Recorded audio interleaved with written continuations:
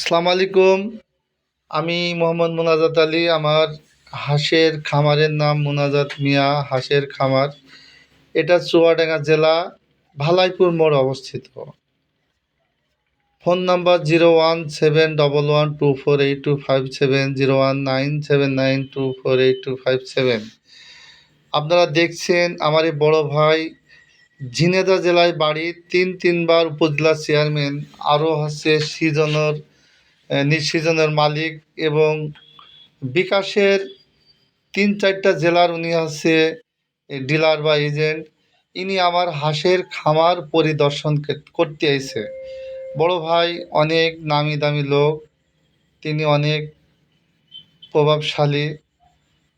ইনি আসছে হাঁসের খামারটা পরিদর্শন করবে। দেখেন আমার পিছে আসছে, তবু তার হচ্ছে অনেক বুদ্ধি করে পা বেড়াচ্ছে। দেখেন গুটি গুটি পায়। দেখেন উনি কিন্তু অনেক জমি জায়গা আছে। উনি হাঁসের খামার করার জন্যও আমার সাথে সাথে বেরিয়ে হাঁসের খামারটা পরিদর্শন করছে।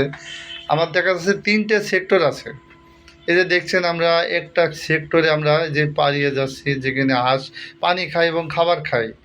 তারপরে আমরা এই খাবার পানি খাওয়া দেখব, তাকে বোঝাচ্ছি কীভাবে হাঁসের খামারটা তৈরি করতে হয়, হাঁসের খামার কীভাবে পানি খায়, কীভাবে খাবার খায়, খাবারটা কীভাবে গাবলায় দিতে হয়। আবার উনি বলছে যে না, হাঁসে কীভাবে ডিম পাড়ে, ডিমের ঘরটা দেখব। এই যে আমি আবার ডিমের ঘরে ওনাকে নিয়ে যাচ্ছি, ডিমটা কীভাবে পাড়ে। হাঁসে কিন্তু প্রতিদিন নাড়া বা হলো ধানের গুঁড়ো, ধানের তুষ এবং ধানের চিটে দিলে এরা ভালো খুশি হয়। এই যে তাওয়া করে, ওরা কিন্তু পা দিয়ে তাওয়া করে।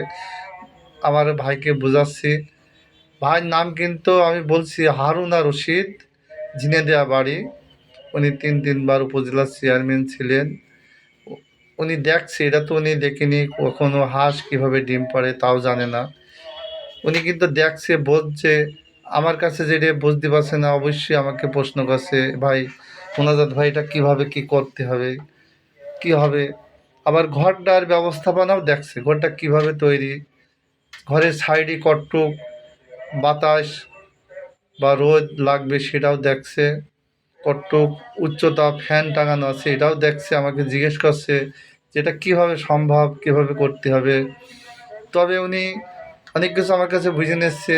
উনি বলছে যে ঠিক আছে ভাই, আপনার কাছ তো শুনছি, তারপরে ভাই দয়া করে আমার প্রতিষ্ঠান যেখানে আছে ওই প্রতিষ্ঠানটা আপনি সমস্তভাবে ব্যবস্থাপনা করে দেবেন। আপনি যাবেন, কবে যাবেন বলেন। আমি ওনাকে দিনে সময় দিনে, যেহেতু আমিও তো কয়েকটা প্রতিষ্ঠান চালাই, ব্যস্ত আছি। তারপরেও উনি বলছে যে ভাই অবশ্যই যাবেন ইত্যাদি। ওনার কথার শেষ নেই। উনি এসে ওনার কিন্তু অনেক মন মানসিকতা ভালো, অনেক খুশি আনন্দে আছে। আবার উনি বলছে যে না, যেতে হবে। তো সেই ক্ষেত্রে আমি তাকে সময় দিইনি, আমি তাকে বোঝাচ্ছি যাওয়ার জন্য, কবে যাব, কিভাবে যাব তাকে বলছি। সে কিন্তু নাছোড়বান্দা, যেতে হবে। তারপরে আবার বলছে না, এটা ঘুরে আবার অন্যটা দেখব, যাব, চলেন যাই।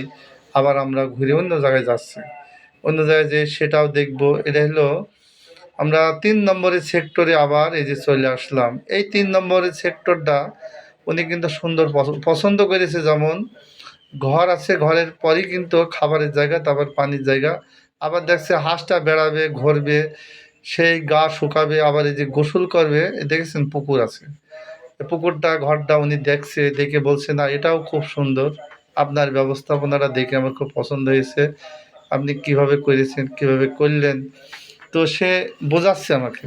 আমি বলছি ঠিক আছে ভাই, আপনার এটা হবে। আপনার যদি জমি অনেক থাকে তাহলে হাঁস পোষা যাবে।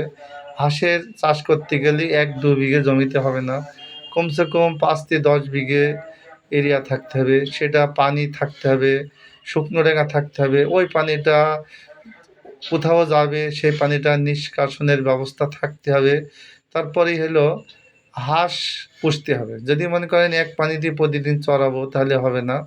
তো ঠিক আছে ভাই আমাকে বলছে চলেন যাই। আমি ভাইয়ের সাথে যাচ্ছি, আরেক জায়গায় যাব, আরেকটা ভিজিট করব ভাইয়ের সাথে। তো আপনারা দেখছেন, অনেক সুন্দর দেখে উনি খুশি হয়েছে, আবার ঘুরে দেখছে। ওনার মন বলছে যেখানে থাকতে, যেতেই মন বলছে না।